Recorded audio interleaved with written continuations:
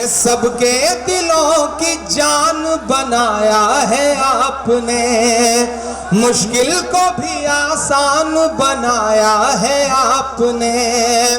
कैसे अदा करूंगा मोहब्बत का कर्ज मैं, इमरान को इमरान बनाया है आपने, इमरान को इमरान बनाया है आपने।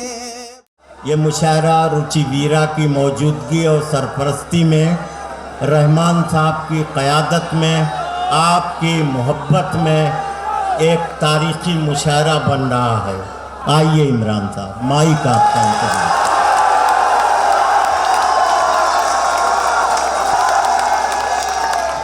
बहुत शुक्रिया आपकी मोहब्बतों का। मैं बहुत देर से मुंतज़िर था कि जल्दी से आपके सामने आऊं, आपसे रूबरू हो जाऊं। अब मैं डाइस के भी जो जिम्मेदारान हैं, जो पूरी रात इस मुशायरे को बेहतर बनाने की कोशिश में लगे हैं, उनसे भी गुजारिश करूंगा कि थोड़ी देर बैठ जाएं। अब सब कुछ बेतरतीब सा होने दें तो अच्छा लगेगा। बैठ जाएं आप सारे लोग, मैं गुजारिश करता हूँ। बहुत बंदिशें लग चुकी, ठीक है, अब थोड़ी देर के लिए सारी बंदिशें हटा ली जाएं। मैं 4 मिसरों से अपनी बात की शुरुआत करता हूँ। बहुत दूर था आज, लेकिन जब डॉक्टर रहमान साहब का फ़ोन आया और ये कहा गया कि रुचि वीरा जी एक प्रोग्राम चाहती हैं और वो चाहती हैं कि आप बिजनौर आएँ। मैं अभी कुछ ही महीने पहले आके गया था, तो जल्दी जल्दी किसी शहर में आना अच्छा भी नहीं लगता, लेकिन जब नाम उनका आया तो मेरे जहन में एक तस्वीर घूम गई।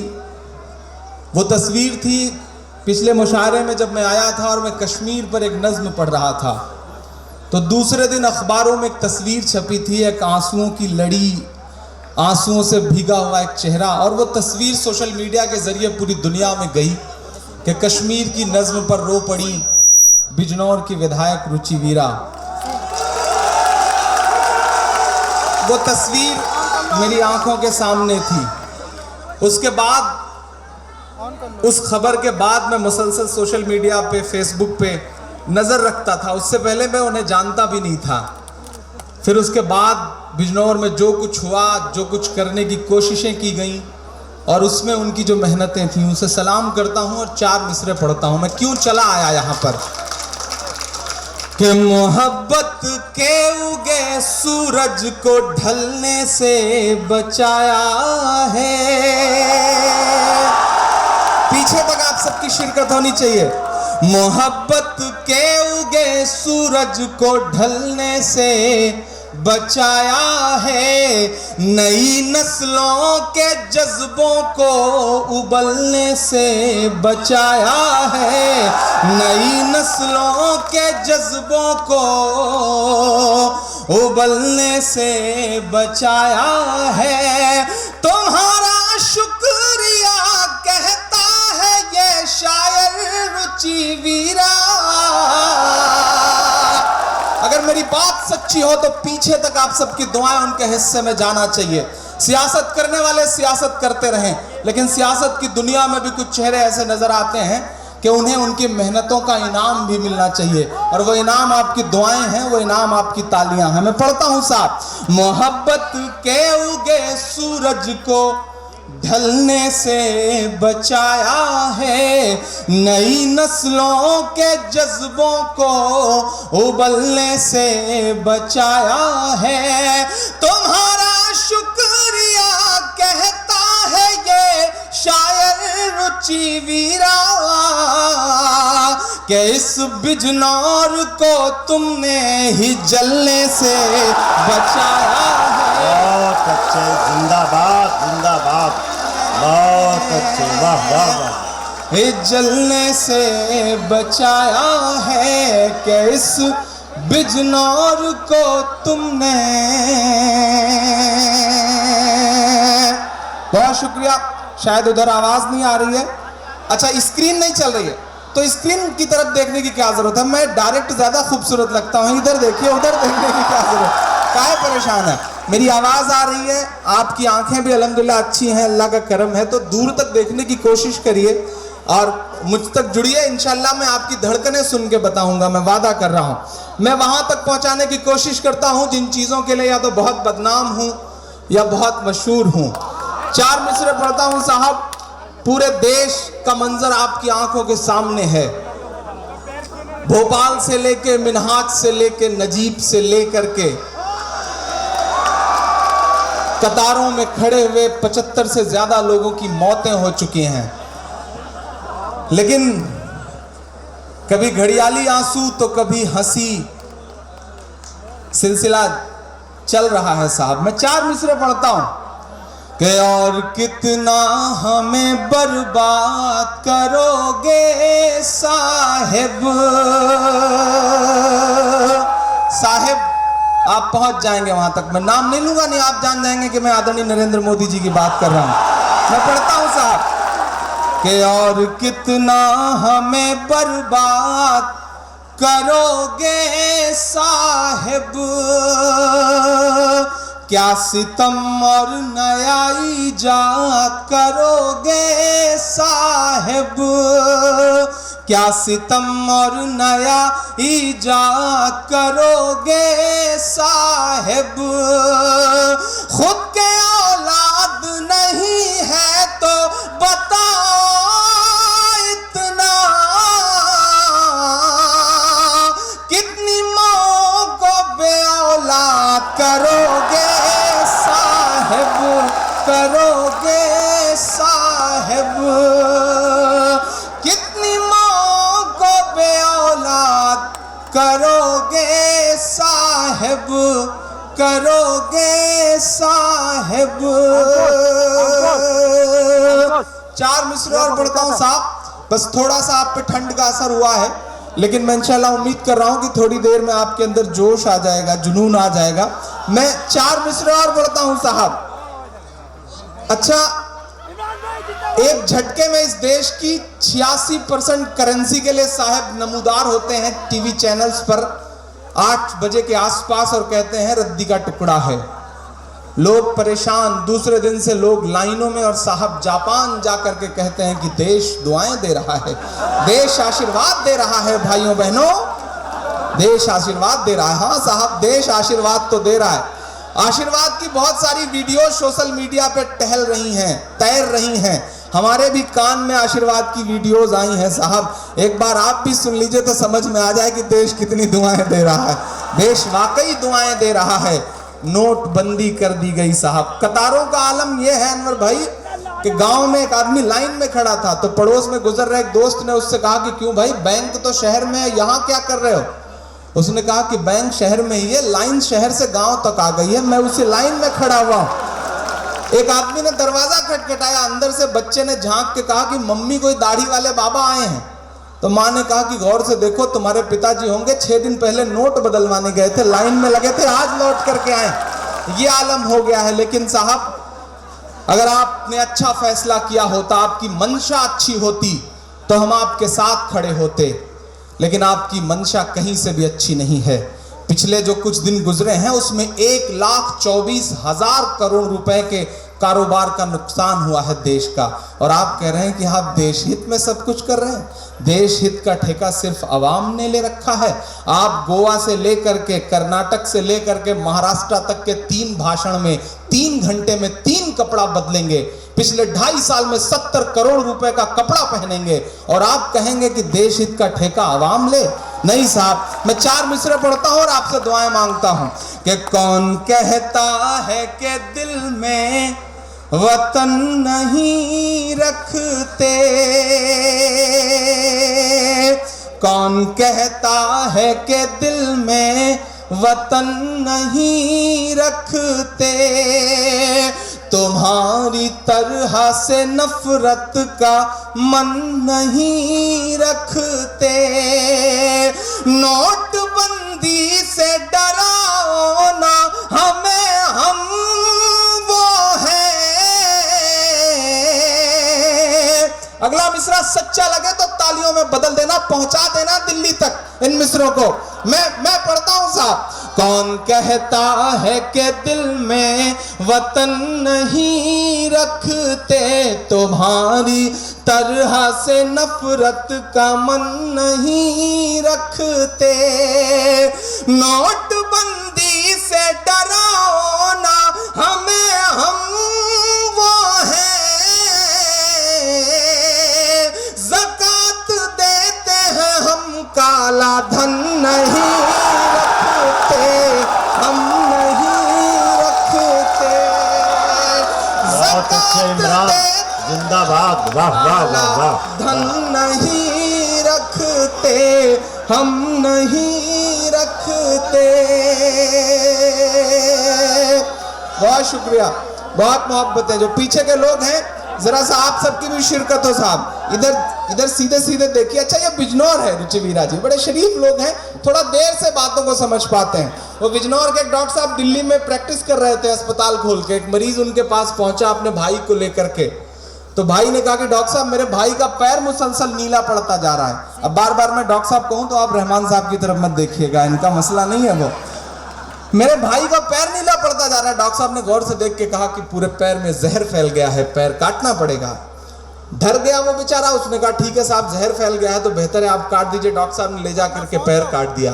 दूसरे दिन फिर मरीज अपने भाई के साथ, भाई ने कहा डॉक्टर साहब आपने कैसे पैर काटा, जहर फिर फैल रहा है, पूरा पैर नीला पड़ता जा रहा है। डॉक्टर साहब ने गौर से मुआयना देख के कहा ओहो गलती हो गई, इनकी तो लुंगी कलर छोड़ रही है, मैं तो समझ ही नहीं पाया था। तो ये बात है साहब, बिजनौर थोड़ी देर से चीज़ों को समझता है, लेकिन मोहब्बतों को समझने में जो भी आप वक्त लें, लेकिन समझ जाएं तो फिर उसका सबूत दें आप। मैं पढ़ता हूँ 4 मिसरे और, बहुत अच्छा सुन रहे हैं।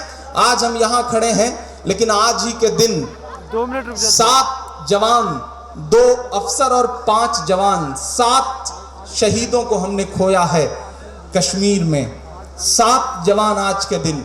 मैं उन जवानों की शहादत को सलाम करता हूं और इस देश की सत्ता से पूछना चाहता हूं कि जब आपने एक सर्जिकल स्ट्राइक कर ही दिया था जिसमें आप बता रहे थे कि सब तबाह कर दिया है हमने, उसके बाद अब तक तकरीबन 36 से ज्यादा जवान मारे कैसे गए, इसका जवाब कौन देगा।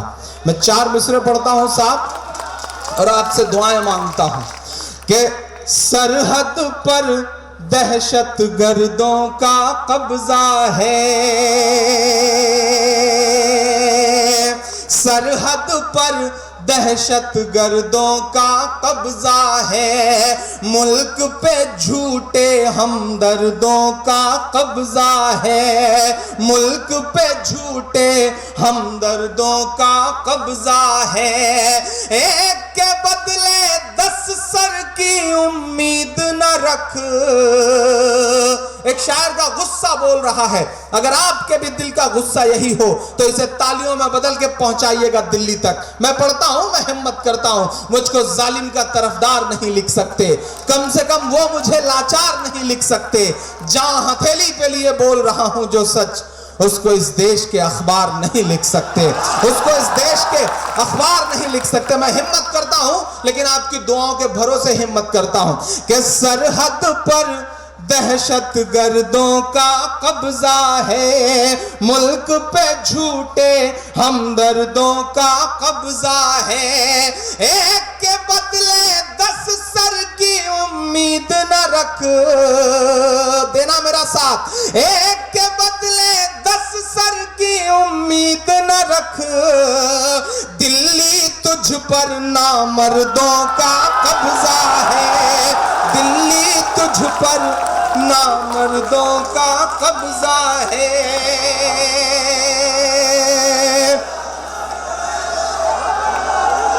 कि सूरज लहू लुहान,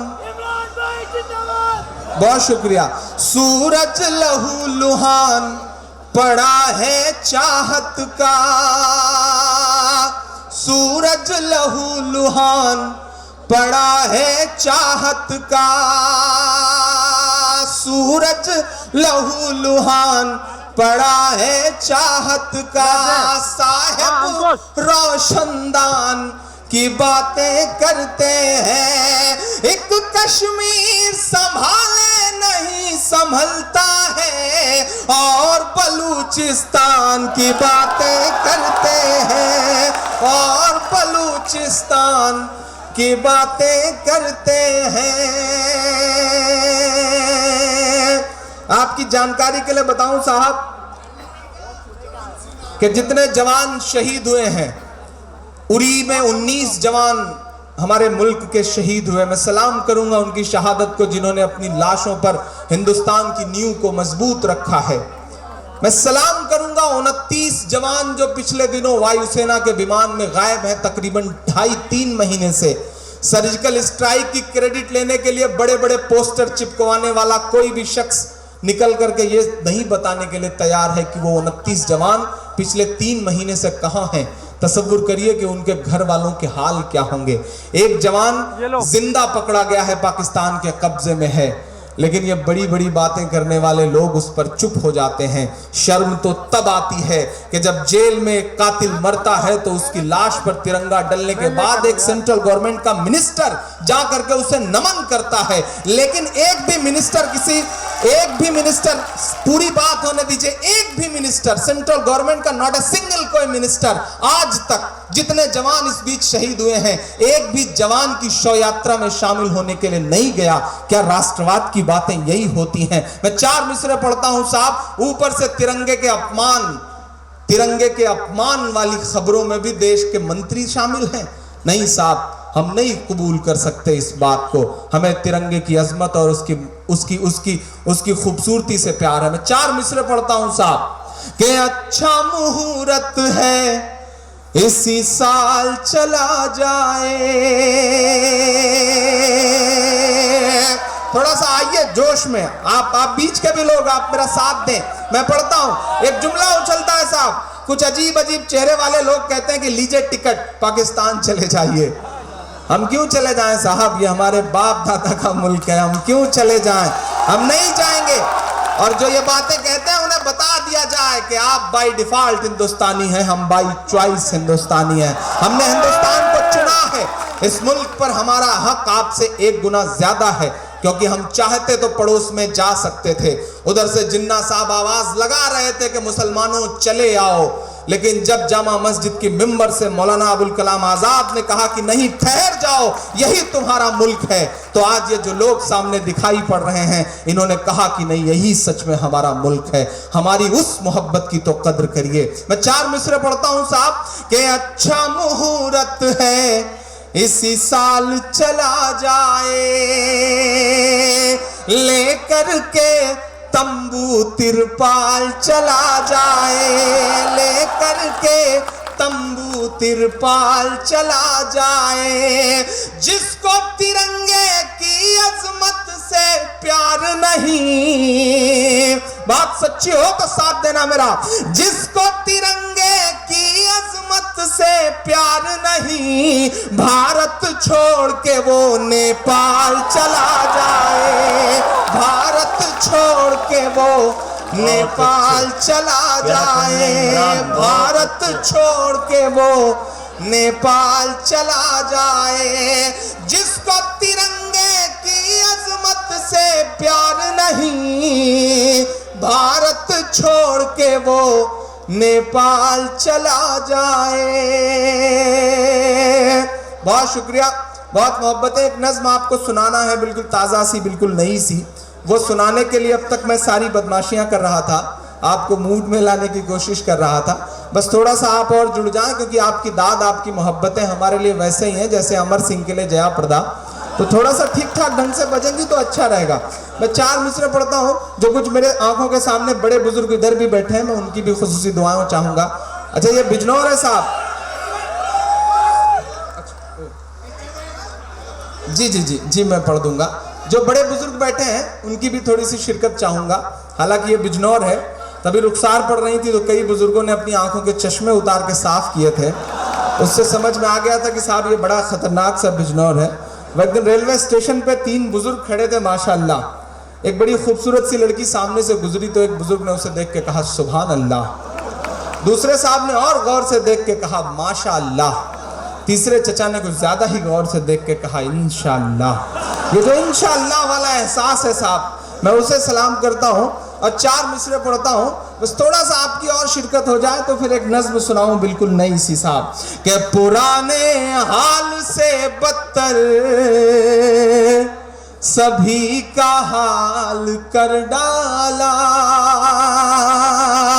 पुराने हाल से बदतर सभी का हाल कर डाला, कभी कश्मीर कर डाला, कभी भोपाल कर डाला, कभी कश्मीर कर डाला, कभी भोपाल कर डाला। कहाँ वादा था हर खाते में 15 लाख आएंगे,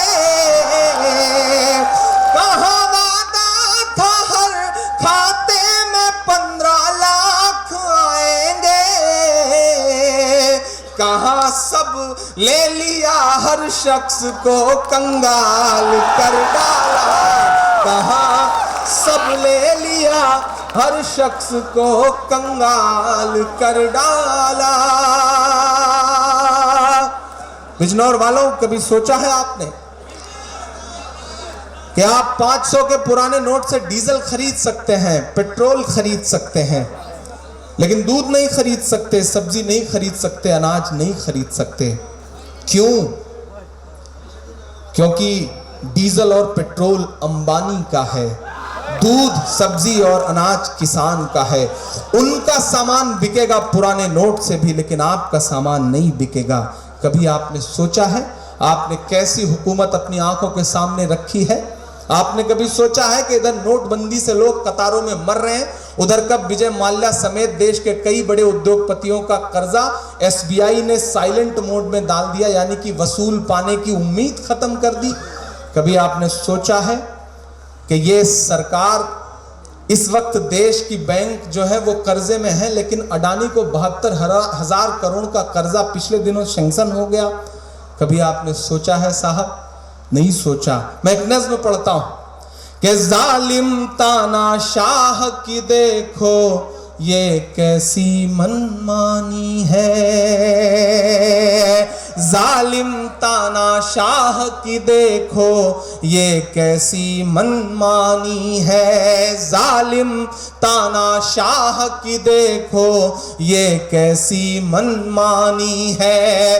कारोबार हुए हैं चौपट और बर्बाद किसानी है, कारोबार हुए हैं चौपट और बर्बाद किसानी है। लगता है उस शख्स ने हिटलर बन जाने की ठानी है। अगला मिसरा सच्चा हो तो मुहर लगा देना मेरी बात पे, बिल्कुल नई सी नज़्म सुना रहा हूं। लगता है उस शख्स ने हिटलर बन जाने की ठानी है, कोई बताए किस लाइन में खड़ा कोई अंबानी है, कोई बताए किस लाइन में खड़ा कोई अंबानी है, कोई बताए किस लाइन में खड़ा कोई अंबानी है। जालिम तानाशाह की देखो ये कैसी मनमानी है। मित्रों, काला धन आएगा कि नहीं आएगा? 15 लाख खाते में आएगा कि नहीं आएगा?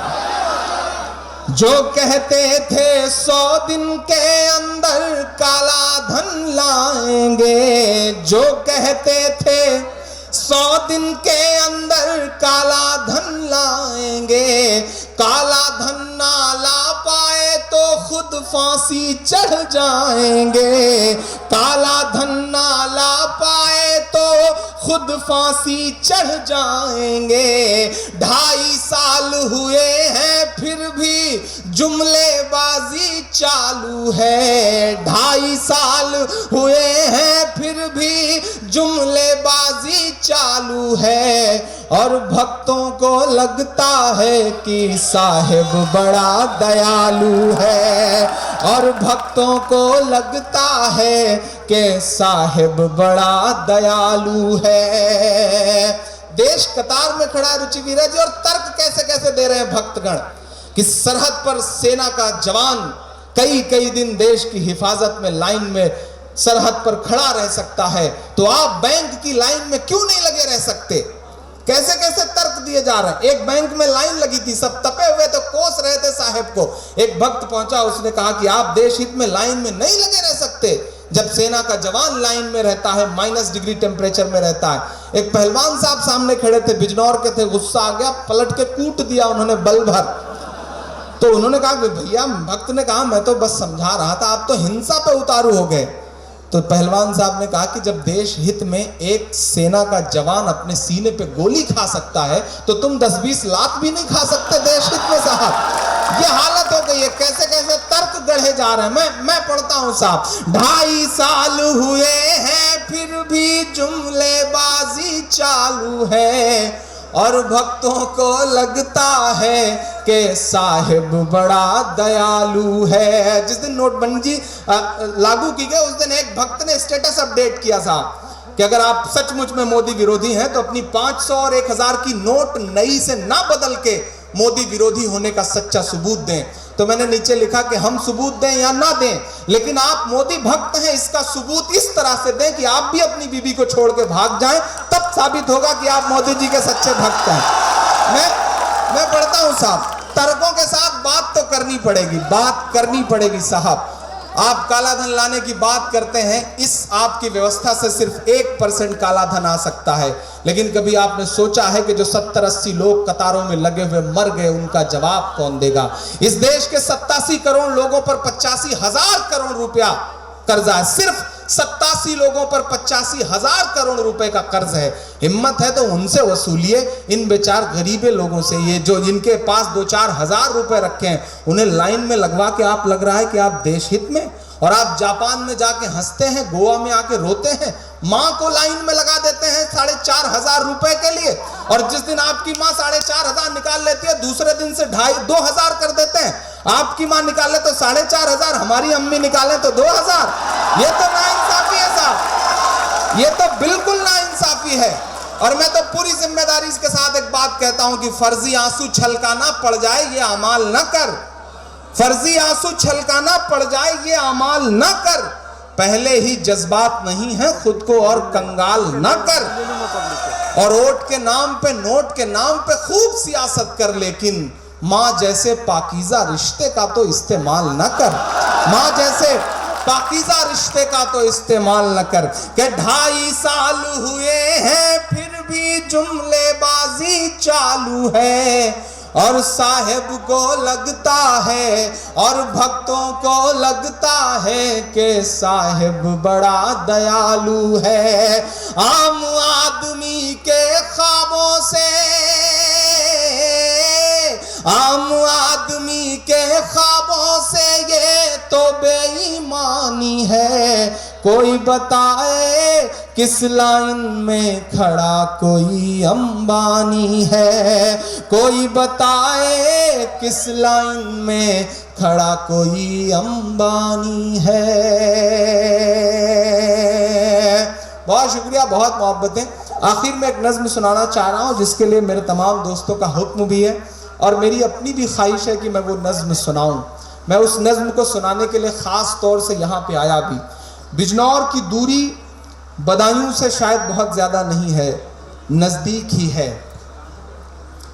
एक माँ लाइन में लगी साहब तो देश की तमाम बड़ी मीडिया, देश के तमाम बड़े चैनलों पर प्राइम टाइम की खबरें पूरे दिन तैरती रहीं कि माँ लाइन में लगी 4500 रुपया बदलने के लिए। लेकिन एक और माँ है साहब जो उसी दिल्ली में बैठी है, वो उस माँ से ज़्यादा चीख रही है, चिल्ला रही है, जंतर मंतर से लेकर के इंडिया गेट तक घसीटी जा रही है। लेकिन वो माँ मुसलसल चिल्ला के कह रही है कि मुझे मेरा बेटा वापस कर दो, मुझे मेरा नजीब वापस कर दो, मुझे मेरा लाल वापस कर दो। पूरी रात आपने जिस भी तरह से इस मुशायरे को सुना है, आपको मुबारकबाद। रुचिवीरा जी को बहुत मुबारकबाद, डॉक्टर साहब रहमान साहब को बहुत मुबारकबाद। अब तक बिजनौर में हुए तमाम मुशायरों से ज़्यादा वेल मैनर्ड, वेल कल्चर्ड, अच्छे अच्छा मुशायरा, यकीनन इस मुशायरे को कहा जा सकता है। बहुत मुबारकबाद आपको। मैं 3-4 मुशायरों में शामिल रहा हूँ, तब जब फ़ाकिर साहब ने बुलाया था या फिर चेयरमैन साहब ने बुलाया था, लेकिन जितना वेल मैनर्ड प्रोग्राम ये हुआ है इससे पहले शायद नहीं हुआ है, तो यकीनन इस पूरी कमेटी को मुबारकबाद दी जानी चाहिए। लेकिन मेरे जिन दोस्तों को सेल्फी से दूर रखा गया है उनका भी हक है, मैं आऊँगा इंशाल्लाह, आप सबके साथ फ़ोटोज़ खिंचवाऊँगा, ये वादा कर रहा हूँ। मैं नज़्म शुरू करता हूँ। साहब मैं गया उस माँ के पास, मैं मिला उस माँ से, उस माँ के आंसुओं में न जाने क्यों मुझे ऐसा लगा कि मेरे अम्मी के आंसू शामिल हैं। मुझे ऐसा लगा कि नजीब की जगह अगर इमरान होता तो, नजीब की जगह कोई अशोक होता तो, नजीब की जगह कोई अनिल होता तो, नजीब की जगह कोई इरफान होता तो, न जाने क्यों मुझे उस माँ के आंसू की जगह मेरी अम्मी के आंसू लगे। मैं जब उस माँ से मिल के लौटा तो बहुत देर तक मेरे खुद के आंसू नहीं रुक पाए। एक नज़्म हुई जो धीरे धीरे उस तहरीक का हिस्सा बन गई। मैं वो नज़्म सुनाता हूँ। मेरे बहुत प्यारे दोस्त जावेद इकबाल साहब यहाँ बैठे हैं, उनकी भी फरमाइश थी कि मैं ये नज़्म सुनाऊँ। मैं पढ़ता हूँ और दुआएं मांगता हूँ डाइस से भी। सुना था कि बेहद सुनहरी है दिल्ली, समंदर सी खामोश गहरी है दिल्ली। सुना था कि बेहद सुनहरी है दिल्ली, समंदर सी खामोश गहरी है दिल्ली।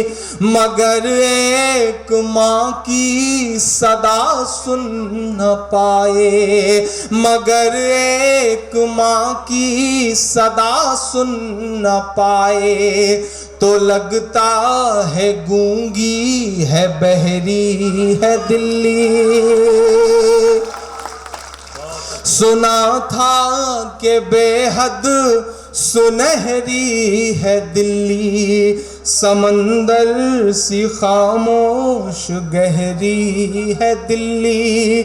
मगर एक माँ की सदा सुन न पाए, तो लगता है गूंगी है बहरी है दिल्ली।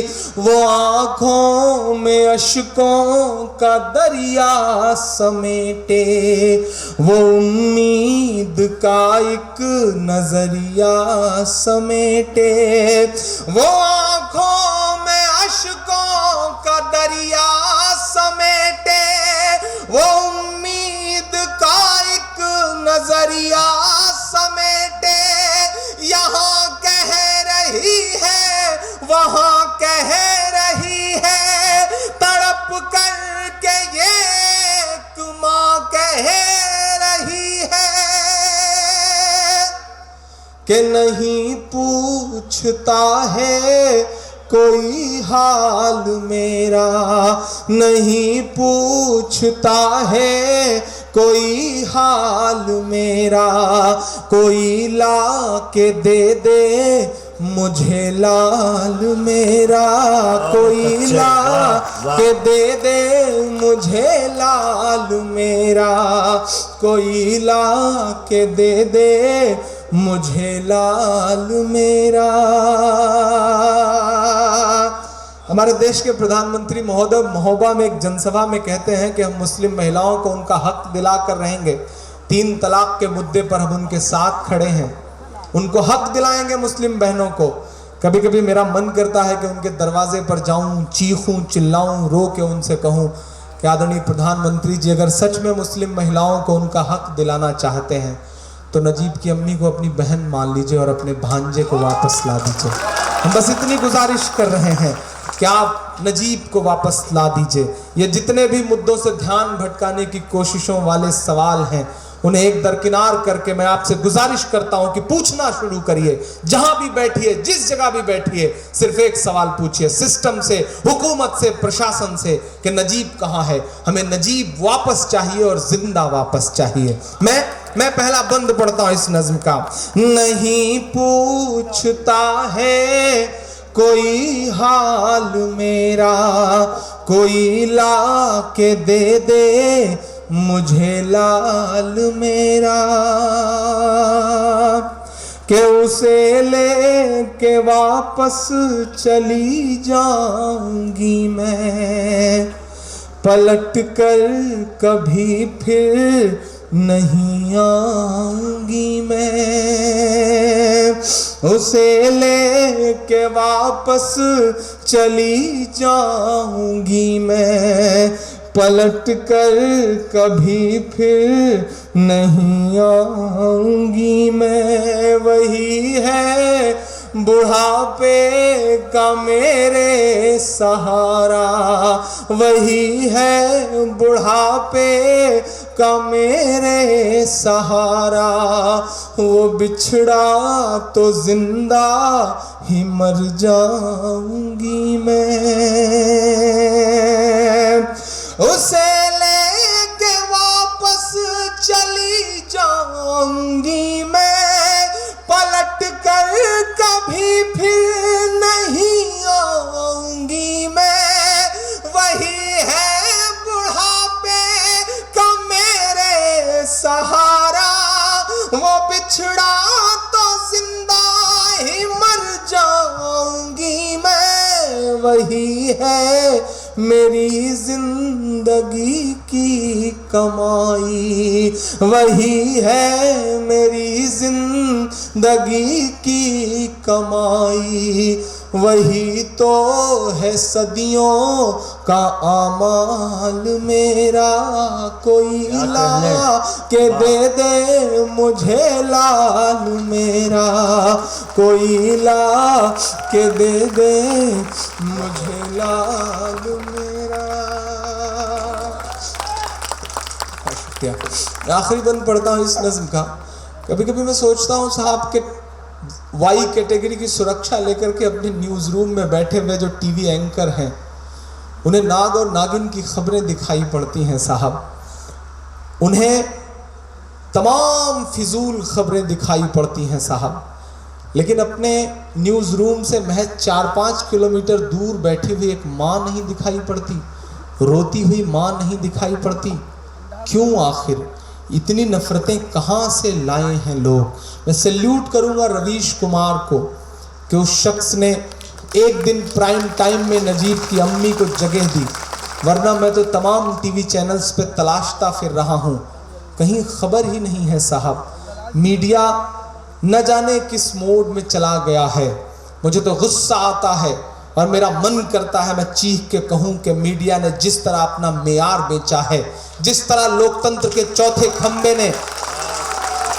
बहुत अच्छे। मैं सलाम करूंगा छोटे शहरों में, छोटे छोटे शहरों में जो पत्रकारिता को जिंदा रखे हुए लोग हैं, जो साइकिल से, मोटरसाइकिल से, मुश्किलों से, परेशानियों से लोकतंत्र का जो चौथा स्तंभ है, लोकतंत्र का जो चौथा खंबा है, जमहूरियत के चौथे खंबे को पत्रकारिता के नाम पे जिंदा रखे हुए हैं। वरना हमारी आंखें तो पत्रकारिता का ऐसा बेशर्म चेहरा भी दिल्ली में देख रही हैं कि मैं पूरी जिम्मेदारी से कह रहा हूं कि हमारे प्रधानमंत्री जी अगर अपने तलवों में जहर लगा के सो जाएं तो सुबह देश के कई नामी पत्रकार मरे पाए जाएंगे। ये हालत हो गई है साहब। ये चाटुकारिता का आलम हो गया है कि कुछ भी हो एक तरफ की खबरें दिखानी है, सच से कोई सरोकार नहीं है। 100 करोड़ की फिरौती में तिहाड़ से लौटे हुए पत्रकार बताएंगे कि डीएनए क्या होता है, सच्चाई क्या होती है। मैं आखिरी बंद पढ़ रहा हूं और मेरे गुस्से को अपना गुस्सा समझिएगा तो मेरे साथ खड़े होइएगा कि ये टीवी के एंकर कहां मर गए हैं, ये टीवी के एंकर कहां मर गए हैं, ये गांधी के बंदर कहां मर गए हैं। और साथ मांगता हूं आपका, बहुत मुश्किल काम है ये सब बोल लेना। इस देश के तमाम बड़े टीवी चैनल्स के तमाम बड़े एंकरों को इस तरह निशाने पे लेके बोलना वाकई बहुत बड़े कलेजे का काम है। लेकिन न जाने क्यों ऐसा लगता है कि सच बोलने की इस जद्दोजहद में कितना भी बड़ा नुकसान क्यों ना हो जाए, इंशाअल्लाह सच बोला जाएगा, आखिरी दम तक बोला जाएगा। जो कहते हैं इस आंधी में पर ना तोला जाएगा, जो इस बात पे खुश हैं हमसे लब ना खोला जाएगा, उनसे कहो हम तूफानों से डरने वाले लोग नहीं, कातिल को मरते दम तक कातिल ही बोला जाएगा। कातिल को मरते दम तक कातिल ही बोला जाएगा। दोस्त कहते हैं इमरान डरा करो, परेशान हो जाओगे, ऐसा हो जाएगा वैसा हो जाएगा, किसी सिक्योरिटी में नहीं चलते हो, तन्हा चलते हो। तब मैं आपकी दुआओं के भरोसे कह देता हूं कि मोहब्बत कौन करता है, सियासत कौन करता है, मुझे मालूम है मेरी हिफाजत कौन करता है, मुझे मालूम है मेरी हिफाजत कौन करता है। और हमी ने लाज रखी है बुजुर्गों की यहाँ, वरना सभी टुकड़ों पे पलते हैं, बगावत कौन करता है, सभी टुकड़ों पे पलते हैं, बगावत कौन करता है। मैं हिम्मत करता हूं, मेरे साथ खड़े होइएगा कि ये टीवी के एंकर कहां मर गए हैं, ये गांधी के बंदर कहां मर गए हैं। मेरी चीख और मेरी फरियाद कहना, मेरी चीख और मेरी फरियाद कहना, ये मोदी से एक मां की रुदाद कहना। कहीं झूठ की शख्सियत बह न जाए। 22 अक्टूबर को कही थी मैंने ये नज़्म, 8 नवंबर को एक फैसला उन्होंने लागू किया है। मैं उस फैसले को कुछ और नहीं मानता। भक्त भी अगर गालियां दे रहे हैं तो शायद एक मां के आंसुओं का असर है। मैं पढ़ता हूं और आपसे दुआएं मांगता हूं साहब कि कहीं झूठ की शख्सियत बह न जाए, ये नफरत की दीवार छत बह न जाए। अगले 2 मिसरे पुकारते हैं एक शख्स को, एक एक हाथ को कसम देता हूं, अब तक की सबसे बड़ी दुआ मांगता हूं आपसे, कहीं झूठ की शख्सियत बह न जाए, ये नफरत की दीवार छत बह न जाए। है एक मां के अश्कों का सैलाब साहिब, कहीं आपकी सल्तनत बह न जाए।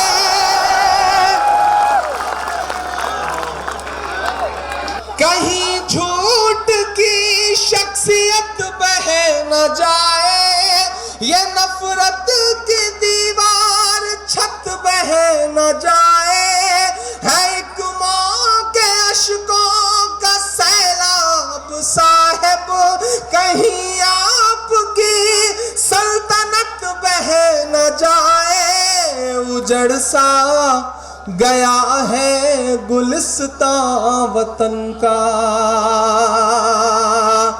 जुल्म इससे पहले भी था, ज्यादती इससे पहले भी थी, लेकिन ये जो नंगई सड़कों पर उतर आई है, इसके खिलाफ बोलना है, इसके खिलाफ लड़ना पड़ेगा और उसके लिए सबको एकजुट होकर के लड़ना पड़ेगा।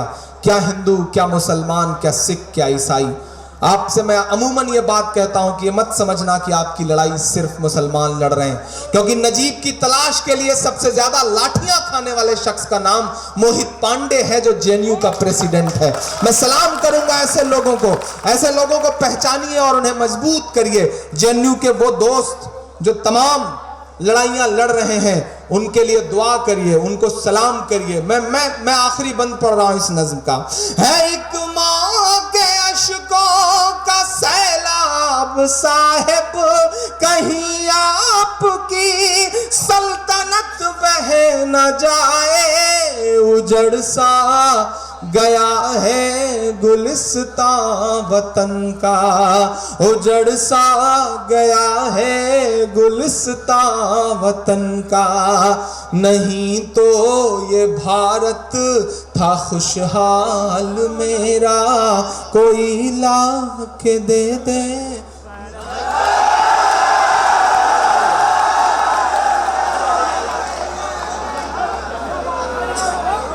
नहीं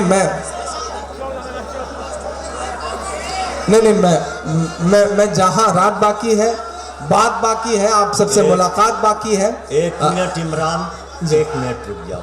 इमरान इतनी देर से पढ़ रहे हैं, सुनो, मैं आपको एक बात बता देना चाहता हूं कि इमरान से कुछ सीखने की ज़रूरत है, और वो जो ज़रूरत है वो इस बात की कि जो बात कहिए उसके लिए आपके पास मजबूत दलील होनी चाहिए। इमरान की सबसे बड़ी खूबी ये है कि ये जो बात कहते हैं उसके लिए बेइंतहा मजबूत दलील होती है। मुझे आपसे गुजारिश यही है, दलीलें फराहम कीजिए। इमरान को सुनिए। बहुत शुक्रिया डॉक्टर नवाज जलालपुरी साहब का। ये दौर यकीनन बहुत मुश्किल है, ये दौर सच में बहुत मुश्किल है।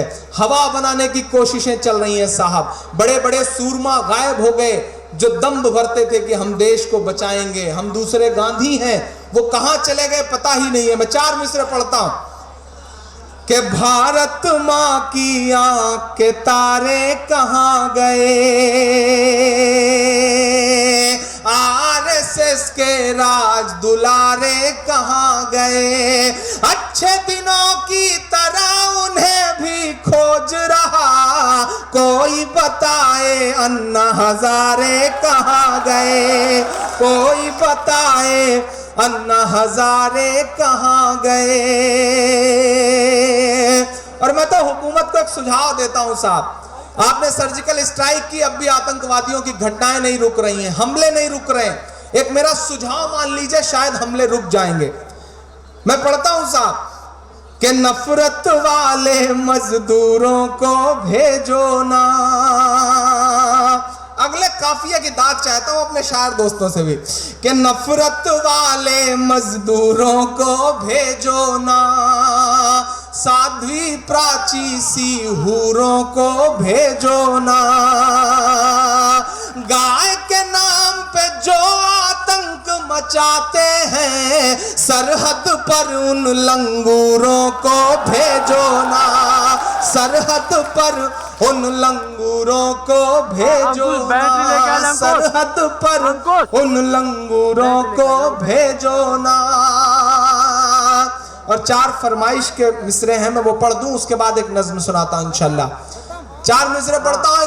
अभियान आज भी शुरू है साहब, आज तो अतर मुबारकबाद दूं मैं, मोहब्बतों की एक नई शुरुआत होने जा रही। इस साल की आईएएस की टॉपर टीना डाबी और सेकंड टॉपर अतरुल शफी आपस में शादी करने जा रहे हैं। मुबारकबाद देता हूं कि मोहब्बतों की एक नई फजा शुरू हो रही है।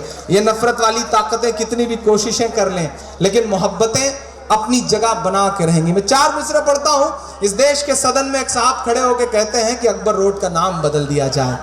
औरंगजेब रहमतुल्लाह अलैह के नाम पे एक रोड थी, उसका नाम बदल दिया गया, पूरा देश चुप रहा साहब। मैं 4 मिसरे पढ़ता हूं, आपकी जानकारी के लिए बताऊं कि अपने बनने के सैकड़ों साल बाद भी ये जो इमारतें हैं वह इस देश की तरक्की में, इस देश के राजस्व में कितना बड़ा योगदान कर रही हैं। ताजमहल को देखने के लिए एक साल में 22.29 करोड़ रुपए का टिकट बिकता है और वो पूरा का पूरा पैसा इस देश की तरक्की में जाता है। कुतुब मीनार को देखने के लिए 19.24 करोड़ रुपए का टिकट बिकता है। हुमायूं के मकबरे को देखने के लिए 13.24 करोड़ रुपए का टिकट बिकता है। अपने बनने के सैकड़ों साल बाद भी ये इमारतें देश की तरक्की में इतना बड़ा राजस्व दे रही हैं, और आप नाम बदल देना चाहते हैं। हमारी इमारतों के, हमारी निशानियों से तकलीफ है आपको साहब। और जिन्होंने अभियान शुरू किया उनका नाम है सुब्रमण्यम स्वामी, और उनकी सिर्फ एक और जानकारी बताऊं कि उनका नाम है सुब्रमण्यम स्वामी, उनकी बेटी का नाम है सुभाषिनी और दामाद का नाम है नदीम हैदर। आप ये देखो कि कैसे कैसे दोहरे चरित्र के लोग इस देश की सियासत में बैठे हैं। घरों में कुछ और है, सदन में कुछ और है, मंचों पर कुछ और है। मैं 4 मिसरे पढ़ता हूं कि अपने सभी प्यादों के नाम बदल डालो, तारीखी यादों के नाम बदल डालो। ठीक है साहब, छूट देता हूं आपको कि अपने सभी प्यादों के नाम बदल डालो, तारीखी यादों के नाम बदल डालो। अकबर रोड का नाम बदलने से पहले, आपके जज्बे को अगर मिसरे में पिरो सका हूं तो मेरा समर्थन करना कि अकबर रोड का नाम बदलने से पहले अपने दामादों के नाम बदल डालो, अपने दामादों के नाम बदल डालो, तारीखी यादों के नाम बदल डालो। एक नज्म सुना रहा हूं साहब, आपने सुनी नहीं है, बिल्कुल नई सी है, आपके यहाँ इम्तिहान में कॉपी जचवाने की कोशिश करूंगा। लेकिन उससे पहले मैं सलाम करूंगा आज भीड़ में व्यवस्था बनाने में या फिर पूरी रात दिलचस्पी के साथ मुशायरा सुनने में जब पुलिस के सिपाही और पुलिस के अधिकारी यहाँ मौजूद हैं, उन्हें खास तौर से सलाम करूंगा। वर्दी को लेकर के आपके मन में चाहे जो भ्रांतियां हो, चाहे जो गलत फहमियां हो, लेकिन जब मैं इस वर्दी की तरफ देखता हूं तो मेरी आंखों में शहीद हेमंत करकरे का चेहरा आता है। जब मैं इस वर्दी की तरफ देखता हूं तो मेरी आंखों में शहीद तंजील अहमद का चेहरा आता है। जब मैं इस वर्दी की तरफ देखता हूं तो मेरे प्रतापगढ़ में वर्दी में लिपटी हुई शहीद जियाउल हक का चेहरा मेरी आंखों के सामने आ जाता है। मैं इसलिए भी एहतराम करता हूं, आप अपने घरों में सुकून से इसलिए सोते हैं क्योंकि ये लोग अपनी रातें कुर्बान करते हैं। मैं सलाम करूंगा, अच्छे बुरे लोग हर जगह हैं, लेकिन जो अच्छे लोग हैं उनकी तारीफें होना चाहिए, वरना बुराइयां हमेशा हावी रहेंगी। मैं एक नज़्म सुनाता हूं, अच्छे लोगों की बात है, अच्छे दिनों की बात है, चारों तरफ अच्छे दिनों की चर्चा है। मैं पढ़ता हूं, एक नज़्म सुनाता हूं कि जो कल तक कातिल थे वो कानून के अब रखवाले हैं। आज प्रधानमंत्री जी ने एक नया आदेश दिया कि भारतीय जनता पार्टी के हर विधायक और सांसद अपना खाता अमित शाह जी को दिखाएं। हम आप इनकम टैक्स डिपार्टमेंट को दिखाएं और वो लोग दिखाएं तो अमित शाह जी को दिखाएं। साहब कैसा दोगलापन है, कैसा दोहरा चरित्र है साहब। मैं पढ़ता हूं कि जो कल तक कातिल थे वो कानून के अब रखवाले हैं। जो कल तक कातिल थे वो कानून के अब रखवाले हैं। और लोगों को लगता है अच्छे दिन आने वाले हैं। जो कल तक कातिल थे वो कानून के अब रखवाले हैं। पहला बंद पढ़ूंगा, सियासत ने कैसे कैसे बेहिस चेहरे देखे हैं रुचि वीरा जी। कानपुर में 138 लाशें पड़ी थी ट्रेन हादसे के बाद, और कानपुर से महज 280 किलोमीटर दूर आगरा में हमारे देश का प्रधानमंत्री माइक पर खड़ा होकर के चिंघाड़ रहा था। उसे इतनी भी शर्म नहीं आई कि वो कम से कम आगरा की रैली रद्द करके कानपुर आकर के 136 परिवारों को सांत्वना दे सकते। साहब मैं सलाम करूंगा अखिलेश जी को, मैं सैल्यूट करूंगा अखिलेश जी को कि जैसे ही हादसे की खबर सुनी उन्होंने 200 से ज्यादा एम्बुलेंस रवाना करी, मुसलसल नजर बनाए रहे। मैं सलाम करूंगा। और देश का रेल राज्य मंत्री आकर के मुआवजा बांटता है तो बेशर्मी की हद यह है कि बंद पड़ी हुई 500 की नोटें मुआवजे के तौर पे देता है। मैं फिर से सलाम करूंगा अखिलेश जी को कि मुआवजे के लिए प्रॉपर तैयारी करवाते हैं। मैं तो ये कह रहा हूं कि अखिलेश जी को लखनऊ में रहने का कोई हक नहीं है, लखनऊ की गद्दी पे रहने का कोई हक नहीं है, उन्हें दिल्ली की गद्दी पे होना चाहिए। वो यकीनन दिल्ली की गद्दी पे रहने लायक इंसान है। मैं सलाम करूंगा उनकी इस सोच को साहब। और मैं बंद पढ़ता हूं, स्वामी स्वरूपानंद सरस्वती महाराज एक बात कहते हैं साहब कि जब जब देश की गद्दी पर कोई मनहूस या फिर कोई खराब शख्स बैठता है तो आपदाएं आती हैं, विपदाएं आती हैं। मैं अपनी तरफ से बात नहीं कह रहा हूं, क्योंकि वो बहुत बड़ी शख्सियत है स्वामी स्वरूपानंद सरस्वती महाराज, शंकराचार्य हैं। उन्होंने कोई बात कही तो मुझे उसे ग्रहण करना था, मुझे उसे मिसरे में पिरोना था। मैंने 4 मिसरे इस बात के बनाए। मैं पढ़ता हूं साहब। और लोगों को लगता है अच्छे दिन आने वाले हैं। जो कल तक कातिल थे वो कानून के अब रखवाले हैं। कि अच्छे दिन तो नहीं मिले, चेहरा मायूस मिला है। अच्छे दिन तो नहीं मिले, चेहरा मायूस मिला है। लफ्फाजी करने वाला उम्दा जासूस मिला है। लफ्फाजी करने वाला उम्दा जासूस मिला है। दाल की कीमत देखो 200 के उस पार खड़ी है। अब अगला मिसरा अगर सच में मेरी हिम्मत का हो तो एक एक हाथ हवा में उठ जाए कि दाल की कीमत देखो 200 के उस पार खड़ी है। जब से भारत की गद्दी को एक मनहूस मिला है। जब से भारत की गद्दी को एक मनहूस मिला है। कितने भोले, कितने भोले लोग हैं जो अभी खुशफहमी पाले हैं। बेचारों को लगता है अच्छे दिन आने वाले हैं। बेचारों को लगता है अच्छे दिन आने वाले हैं। आखिरी बंद पढ़ता हूं इस नज्म का साथ कि अच्छे दिन क्या होते हैं ये अंबानी से पूछो। अच्छे दिन क्या होते हैं ये अंबानी से पूछो। या 12वीं पास स्मृति ईरानी से पूछो। या 12वीं पास स्मृति ईरानी से पूछो। अच्छे दिन और बुरे दिनों का फर्क जानना हो तो जाओ बेचारे लाल कृष्ण जी अडवाणी से पूछो। जाओ बेचारे लाल कृष्ण जी अडवाणी से पूछो। कि सबने चुप्पी ओढ़ रखी है, सबकी जुबां पर ताले हैं। बेचारों को लगता है अच्छे दिन आने वाले हैं। बेचारों को लगता है अच्छे दिन आने वाले हैं। बहुत शुक्रिया। जाते जाते एक नज्म और पढ़ना है, बताएं कौन सी पढ़ूं। लोगों ने अलग अलग नज्मों की फरमाइश करी है। मदरसा की फरमाइश है, फलस्तीन की है, अब मुसलमान है, कश्मीर है, बर्मा है।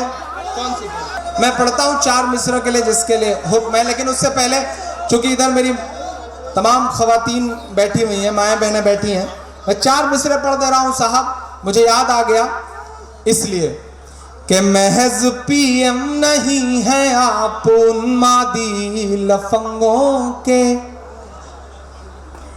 महज पीएम नहीं है आप उन्मादी लफंगों के।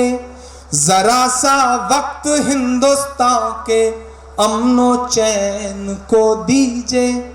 हमारी औरतों को हक बराबर बाद में देना।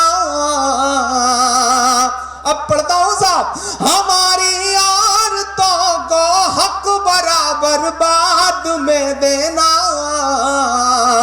ये हक पहले तो मोदी जी जशोदा बहन को दीजिए। ये हक पहले तो मोदी जी जशोदा बहन को दीजिए। और 4 मिसरे और फरमाइश है, फिर उसके बाद एक नज्म सुनाता हूं कि चाय चाय करते थे। अच्छा, अगली सफों में और पिछली सफों में कुछ लोग ऐसे बैठे हैं साहब कि कसम खा के बैठे हैं कि दाद नहीं देनी। चूंकि बड़े आदमी हैं, हर काम के लिए नौकर रखते हैं। घर पे कोई काम होता है तो उसके लिए नौकर रखते हैं। मेरा ख्याल है कि उन्होंने दाद देने के लिए भी नौकर रखे होंगे, तो घर पर कहीं ताली पीट रहा होगा, मैं ऐसा यकीन कर सकता हूं। लेकिन मैं उनको भी पुकारता हूं, उनको भी शामिल करता हूं, उनकी भी दुआएं मांगता हूं। पढ़ता हूं साहब कि चाय चाय करते थे, गाए गाए करते हैं। चाय चाय करते थे। चांद भाई, अहमद भाई शामिल होइए कि चाय चाय करते थे, गाए गाए करते हैं। जागे हैं दलित जब से, हाय हाय करते हैं। इन दिनों सोशल मीडिया पर, गूगल पर आप तमाम ऐसे वीडियोस देख रहे हैं कि रोहिंग्या म्यांमार में कत्लेआम का सिलसिला जारी है साहब। मासूम मासूम बच्चों का कत्ल हो रहा है, रेप हो रहा है, और म्यांमार की सेना कर रही है, कोई और नहीं कर रही है। पूरी दुनिया चुप है साहब, पूरी दुनिया देख रही है, लेकिन सब चुप है। मैं उन बर्मा के आम लोगों की एक दर्द में डूबी हुई एक नज्म आपको सुनाना चाहता हूं, बमुश्किल 2.5 मिनट के। मैं पढ़ता हूं साहब कि कल रात मेरी आँख, कल रात मेरी आँख ये कहते हुए रोई। थोड़ी देर खामोशी चाहिए आपकी डाइस के भी। ये भाईजान ये पानी बांटना थोड़ी देर बंद कर दें। भाईजान, हजरत भाईजान थोड़ी देर पानी बांटना बंद कर दें। कल रात मेरी आँख ये कहते हुए रोई, बर्मा के मुसलमानों की आवाज सुने कोई। कल रात मेरी आँख, कल रात मेरी आँख ये कहते हुए रोई, बर्मा के मुसलमानों की आवाज सुने कोई, बर्मा के मुसलमानों की। के दुनिया को जली लाश के मंजर नहीं दिखते, दुनिया को जली लाश के मंजर नहीं दिखते, मुर्दा हुए एहसास के मंजर नहीं दिखते, मुर्दा हुए एहसास के मंजर नहीं दिखते, हथियार लिए फिरते अहिंसा के पुजारी, और खून भरी प्यास के मंजर नहीं दिखते। दुनिया भी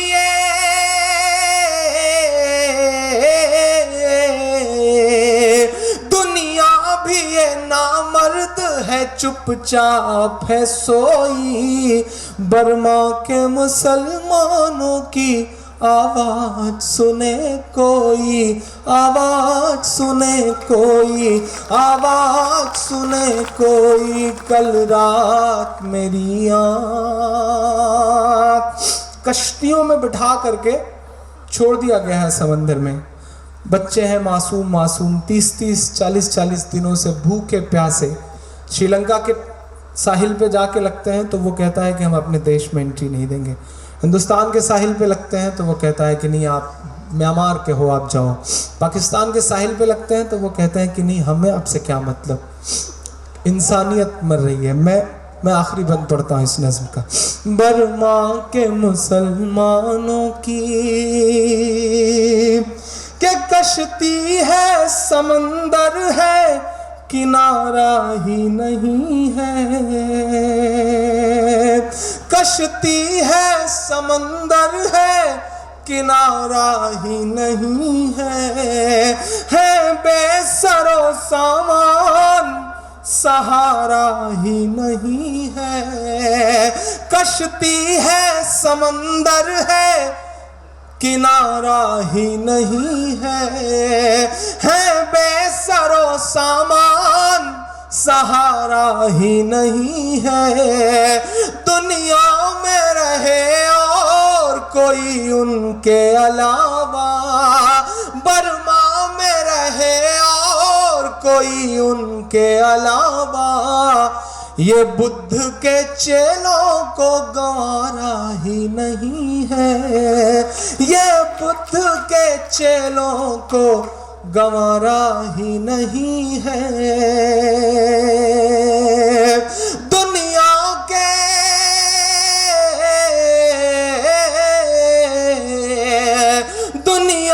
के मसीहाओं की गैरत कहाँ खोई, बर्मा के मुसलमानों की आवाज सुने कोई, आवाज सुने कोई, आवाज सुने कोई। कल रात मेरी आँख,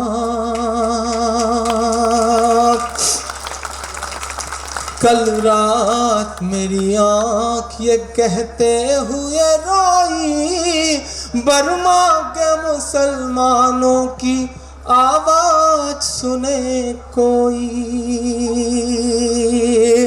एक दोस्त का हुक्म है, मैं वो 4 मिसरे पढ़ दूं, फिर फलस्तीन की नज़्म आखिर में सुनाता हूँ साहब। कि जो नफरत के सबब उठी थी वो ललकार किसकी थी। इस भाई का हुक्म है, कपड़े भी इसने ऐसे कलर के पहन रखे हैं कि इससे बड़ा डर लगता है साहब। तो मानना पड़ेगा इस बंदे का हुक्म। और बिजनौर का आदमी उसका हुक्म ना मानोगे तो आप जाओगे कैसे सही सलामत। पिछले दिनों बंदा ट्रेन में सफर कर रहा था, ऊपर की बर्थ पर, मैं भी बैठा हुआ चुपचाप गौर से देख रहा था कि कौन है बड़े खूबसूरत कपड़े में बैठा हुआ। नीचे दो लड़कियां आपस में बात कर रही थी शादी पर। एक ने कहा कैसा शौहर चाहिए, उसने कहा करोड़पति। बड़ी समझदार लड़की थी, शायद दिल्ली विल्ली की रही होगी। तो दूसरी लड़की ने कहा करोड़पति ना मिले तो बोली 50-50 लाख के 2 कर लूंगी। तो उसने कहा अरे बड़ी समझदारी, अगर 50-50 लाख के 2 ना मिले तो बोली 25-25 लाख के 4 कर लूंगी। उसने कहा अरे एडवांस जमाने की लड़की, बोले 25-25 लाख के 4 ना मिली तब क्या करोगी। उसने कहा 10-10 लाख के 10 कर लूंगी। बंदे से बर्दाश्त नहीं हुआ, सीधा गोद में कूदा, बोला बहन जी जब ये रेट 1000 तक आ जाए तो मुझे भी खबर करिएगा, मैं भी लाइन में। मैं सलाम करूंगा बिजनौर की सोच को साहब, ये बड़े प्यारे दोस्त हैं, अल्लाह इन्हें सलामत रखे। रुचि वीरा जी ने बड़ी मोहब्बतें सिखाई हैं और ये सलीके के साथ सुबह के 3:45 बजे अपनी रात कुर्बान करके यहाँ खड़े हैं। मेरी मोहब्बत में तो मैंने सलाम करता हूँ, इनका हुक्म मानना जरूरी है। कि जो नफरत के सबब उठी थी वो ललकार किसकी थी, हमारे खून को प्यासी थी वो तलवार किसकी थी, हमारे खून को प्यासी थी वो तलवार किसकी थी। हमारी गर्दने मत काटिए बस ये बता दीजिए। सवाल जायज हो तो मुहर लगाना। हमारी गर्दने मत काटिए बस ये बता दीजिए, जिसे तुम पहन कर भागे थे वो सलवार किसकी थी, जिसे तुम पहन कर भागे थे वो सलवार किसकी थी, जिसे तुम पहन कर भागे थे वो सलवार किसकी थी। बहुत शुक्रिया। मैं फलस्तीन की नज़्म सुनाने चल रहा हूँ साहब, मदरसे के लिए जिनका हुक्म है, इंशाल्लाह जल्दी एक मुशारा और होगा, मैं ये वादा करवा रहा हूँ। पीछे बैठे हुए लोगों से तब आऊँगा इंशाल्लाह, मदरसा सुना दूंगा, हम मुसलमान हैं भी सुना दूंगा इंशाल्लाह, मैं सब सुना दूंगा। लेकिन मिनहाज की नज़्म यहाँ अब उसका मौका नहीं है, सीधे फलस्तीन सुना देता हूँ। मैं पढ़ता हूँ। दुनिया माने या ना माने साहब, लेकिन अल्लाह की लाठी में आवाज़ नहीं होती है। जब उसकी लाठी चलती है तो किस तरह से 60,000 लोग आग से बेघर हो जाते हैं। पूरी दुनिया समझ ही नहीं पा रही है कि आग लगी कहाँ से है। पूरी दुनिया परेशान है कि इजराइल में जो आग लगी है वो आग का बवंडर आया कहाँ से है, इतनी तेज हवाएं कैसे चल रही हैं। 60,000 से ज़्यादा लोग बेघर हो चुके हैं। मैं इंसानियत के नाते उनके ज़ख्मों में उनके साथ खड़ा हूँ, मैं उनके दर्द को समझ रहा हूँ। लेकिन साहब कुदरत की लाठी बड़ी बेआवाज़ होती है, कुदरत का इंसाफ भी बड़ा अनूठा होता है। जब आप रमज़ान के महीने में तोपें चला रहे थे और पॉपकॉर्न और कोका कोला सेलिब्रेट कर रहे थे, तब आपको सोचना चाहिए था कि ऊपर बैठी कोई एक ताकत है जो इंसाफ करती है और उसके इंसाफ में आवाज़ नहीं होती, वो सुनाई नहीं पड़ता, सिर्फ दिखाई पड़ता है। मैं फ़लस्तीन की नज़्म आपकी अदालत में रखता हूँ। वो मुल्क जो दुनिया के सामने अपने आप को मुल्क मनवाने की लड़ाई लड़ रहा है, वो मुल्क जहाँ बच्चे कत्ल होते हैं, स्कूलों पर बम बरसता है, मैं उस नज़्म की आवाज़, मैं उस मुल्क की आवाज़ बन के बोलता हूँ। पढ़ता हूँ साहब। ये मेरी कौम के रहनुमा भी सुने, ये मेरी खुशनसीबी है कि तमाम दोस्तों को याद है मेरी ये नज़्म। मैं रखता हूँ आपकी अदालत में इस नज़्म को साहब। ये मेरी कौम के रहनुमा भी सुने, मेरी उजड़ी हुई दास्तां भी सुने, जो मुझे मुल्क तक मानते ही नहीं। आप गा रहे हैं, शायद ये मेरे लिए सबसे बड़ा इनाम है, ये आवाज मुझ तक आनी चाहिए। मैं पढ़ता हूं, मेरे साथ गाएंगे, मुझे अच्छा लगेगा। ये मेरी कौम के रहनुमा भी सुने, मेरी उजड़ी हुई दास्तां भी सुने, जो मुझे मुल्क तक मानते ही नहीं, सारी दुनिया के वो हुक्मरां भी सुने। सिर्फ लाशें ही लाशें मेरी गोद में, सिर्फ लाशें ही लाशें मेरी गोद में। कोई पूछे मैं क्यों इतना गमगीन हूँ, मैं फलस्तीन हूँ, मैं फलस्तीन हूँ, मैं फलस्तीन हूँ, मैं फलस्तीन हूँ। दुनिया के तमाम मुल्कों की तरफ देखो तो बड़ी नाउम्मीदी होती है, मायूसी सी नजर आती है, लेकिन अल्लाह का कहना है कि मायूसी कुफ्र है। इस बीच उम्मीद की एक किरण नजर आई है। मैं सैल्यूट करूंगा किंग सलमान साहब को, सैल्यूट करूंगा किंग सलमान साहब को। दुनिया की सुपर पावर यानी अमेरिका का राष्ट्रपति ओबामा साहब एक फ्यूनरल में शामिल होने के लिए रियाद एयरपोर्ट पर उतरते हैं। किंग सलमान साहब प्रोटोकॉल फॉलो करने के लिए उन्हें रिसीव करने आते हैं। उन्हें हैंडशेक करके लेकर के चलने को होते हैं कि दुनिया एक ऐसा मंजर अपनी आंखों से देखती है जिसकी उम्मीद नहीं थी उसे। वही वो लम्हा था जब किंग सलमान साहब ओबामा साहब को और मिशेल ओबामा को लेके चलते हैं कि एकाएक अजान की आवाज गूंजती है। सैल्यूट किंग सलमान साहब को। किंग सलमान साहब दुनिया की सुपर पावर से कहते हैं कि दुनिया की सुपर पावर तू ठहर जा, कायनात की सुपर पावर का बुलावा है, पहले नमाज पढ़ूंगा उसके बाद तुम्हें लेकर के आगे चलूंगा। मैं सैल्यूट करूंगा किंग सलमान साहब को। ये जो 64-65 मुल्क हैं जो एक अल्लाह और एक रसूल की बात करते हैं, अल्लाह करे उनके दिलों में भी थोड़ा सा जज्बा पैदा हो सके तो शायद ये खून खराबा रुक सके। मैं पढ़ता हूं साहब, मैं फलस्तीन हूं, मैं फलस्तीन हूं, के आए थे एक दिन मेरे घर आए थे, दुश्मनों को भी तन्हा नजर आए थे, दुश्मनों को भी तन्हा नजर आए थे, ऊंट पर अपना खादिम बिठाए हुए, ऊंट पर अपना खादिम बिठाए हुए, मेरी इस सरजमी पर उमर आए थे, मेरी इस सरजमी पर उमर आए थे, जिसकी परवाज है आसमानों तलक, जख्मी जख्मी मैं वो एक शाहीन हूँ, मैं फलस्तीन हूँ, मैं फलस्तीन हूँ। आखिरी बंद पढ़ के अपनी जगह लेता हूँ और बिजनौर वालों मेरा दामन भर के विदा करिएगा, आपकी मोहब्बतें मुझे ले आई थी। मैं आखिरी बंद पढ़ता हूँ साहब उन मासूम बच्चों के नाम जो अपना मुल्क बचाने की जद्दोजहद में लड़ रहे हैं। मैं पढ़ता हूँ साहब कि रेत पर रब का फरमान पलता रहा, इधर वाले भी शिरकत करें, रेत पर रब का फरमान पलता रहा, मेरे दामन में ईमान पलता रहा, मेरे बच्चे लड़े आखिरी सांस तक, मेरे बच्चे लड़े आखिरी सांस तक, और सीनों में कुरान पलता रहा, और सीनों में कुरान पलता रहा, जर्रे जर्रे में अल्लाहु अकबर लिए।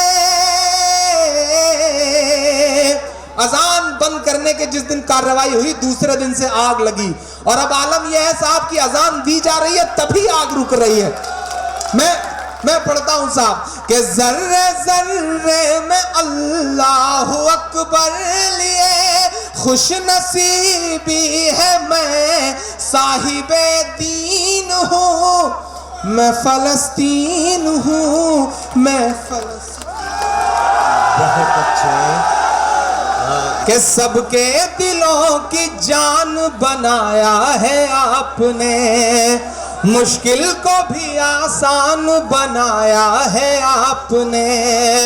कैसे अदा करूंगा मोहब्बत का कर्ज मैं। प्यार करते हैं तो उस प्यार को तालियों में बदलिएगा अगले मिसरे में, कि कैसे अदा करूंगा मोहब्बत का कर्ज मैं। इमरान को इमरान बनाया है आपने, इमरान को इमरान बनाया है आपने। कि मिला हमेशा चाहत का पैगाम मदरसों से। एक एक आवाज मेरे साथ गाएगी इस नज्म को, कि मिला हमेशा चाहत का पैगाम मदरसों से। मत जोड़ो आतंकवाद का नाम मदरसों से, कोई इल्जाम मदरसों से, कोई इल्जाम मदरसों से। पहला बंद पढ़ता हूं साहब, कि यहाँ कुरान पाक की हर लम्हा है तिलावत होती। यहाँ कुरान पाक की हर लम्हा है तिलावत होती।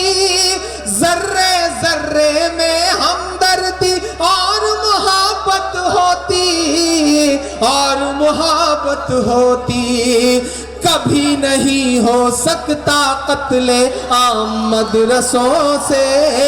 मत जोड़ो आतंकवाद का नाम मदरसों से, कोई इल्जाम मदरसों से, कोई इल्जाम मदरसों से। एक बंद पढ़ता हूं साहब। एक सवाल पूछा था मेरे किसी दोस्त ने, मुझे चिट भेजी थी कि आप एक शेर पढ़ते हैं कि दिल्ली बता धोखा तुझे कब हमने दिया है। इतराने के लायक जो है सब हमने दिया है। हिंसा का जो इल्जाम लगाते हैं वो सुन ले, गांधी को महात्मा का लक़ब हमने दिया है।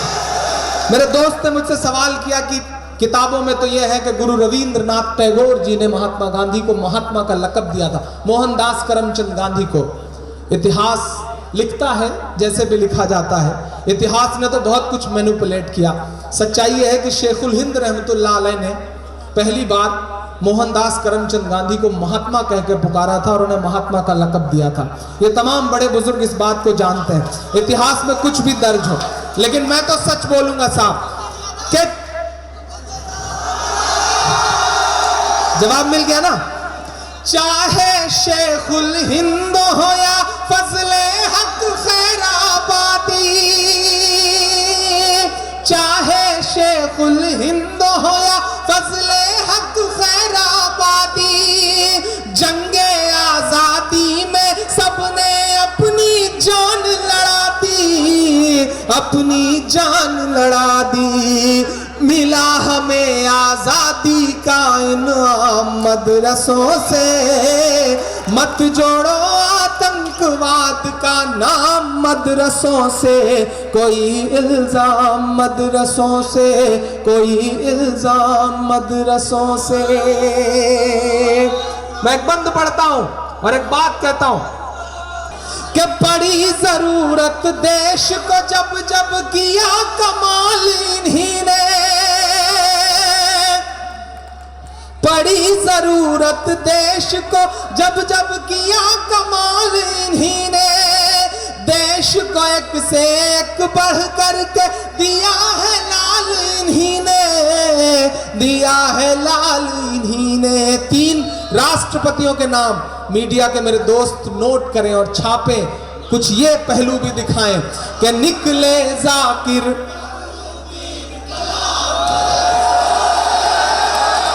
बहुत शुक्रिया, बहुत मोहब्बत है। निकले जाकिर फखरुद्दीन कलाम मदरसों से। मत जोड़ो आतंकवाद का नाम मदरसों से, कोई इल्जाम मदरसों से, कोई इल्जाम मदरसों से। मैं आखिरी बंद से पहले का बंद पढ़ता हूं साहब, सुनिए। 57 की जंग के बाद अंग्रेजों को लगा कि हिंदुस्तान पे हुकूमत बहुत मुश्किल है, हुकूमत करना है तो मुसलमानों को मिटाओ। मुसलमानों को मिटाना है तो कुरान मिटाओ। आपके आसपास के तमाम इलाके मेरे इन मिसरों के गवाह हैं साहब कि अंग्रेजों ने एक साथ सैकड़ों उलेमा को फांसियां दी और यह कहा कि इनकी लाश तब तक मत उतरने देना जब तक आवाम के दिल से क्रांति का, इंकलाब का भूत न उतर जाए। इतनी कुर्बानियां दी हैं साहब। मैं एक बंद पढ़ता हूं, मेरी जिंदगी का सबसे अच्छा और सबसे खूबसूरत बंद, क्योंकि मेरी अम्मी कहती हैं कि यह मुझे बहुत पसंद है। मैं पढ़ता हूं और जिन्होंने जो पीछे खड़े हैं बड़े बुजुर्ग, उनकी भी दुआएं मांगता हूं मैं इन मिसरों पे कि जंगे आजादी में फिरंगी लाख कुरान जलाए। अगले मिसरे पे सबका हाथ उठ जाए साहब कि जंगे आजादी में फिरंगी लाख कुरान जलाए, किसी भी हाफिज के दिल से एक हर्फ मिटा ना पाए। जंगे आजादी में फिरंगी लाख कुरान जलाए, किसी भी हाफिज के दिल से एक हर्फ मिटा ना पाए, एक हर्फ मिटा ना पाए। लिया है अल्लाह ने ऐसा भी काम मदरसों से, मत जोड़ो आतंकवाद का नाम मदरसों से, कोई इल्जाम मदरसों से, कोई इल्जाम मदरसों से। कि मोहब्बत के उगे सूरज को ढलने से बचाया है। सहमत हैं आप मेरी बात से कि मोहब्बत के उगे सूरज को ढलने से बचाया है, नई नस्लों के जज्बों को उबलने से बचाया है, नई नस्लों के जज्बों को उबलने से बचाया है। तुम्हारा शुक्रिया करता है ये शायर रुचि वीरा। अब अगले मिसरे पे उठ जाए आपका हाथ। तुम्हारा शुक्रिया करता है ये शायर रुचि वीरा कि इस बिजनौर को तुमने ही जलने से बचाया है, कि इस बिजनौर को तुमने ही जलने से बचाया है। आखिरी बंद पढ़ता हूं साहब। मत जोड़ो आतंकवाद का नाम मदरसों से, कोई इल्जाम मदरसों से। ये जुनून, ये जोश 2017 की तारीख बता रहा है साहब, 2017 की हवा बता रहा है। मैं सलाम करूंगा और अभी से मुबारकबाद दे रहा हूं आपको बहुत बहुत। मैं आखिरी बंद पढ़ रहा हूं साहब, पढ़ो आखिरी बंद। सिस्टम कहता है हथियार मिलता है, सिस्टम कहता है ट्रेनिंग दी जाती है। मैं बता रहा हूं क्या मिलता है कि वजू के लोटे कुछ कुरान और टूटी हुई चटाई, वजू के लोटे कुछ कुरान और टूटी हुई चटाई, जिसे देखना है वो आकर देखेंगे सच्चाई, देखेंगे सच्चाई। फैला है और फैलेगा इस्लाम मदरसों से, मत जोड़ो आतंकवाद का नाम मदरसों से, कोई इल्जाम मदरसों से।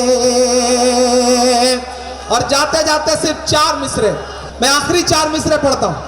मेरी खुशबू संभाल कर रखना, दिल पे काबू संभाल कर रखना, तेरे सीने से लग के रोया हूँ। बिजनौर वालों, तेरे सीने से लग के रोया हूँ, मेरे आंसू संभाल कर रखना।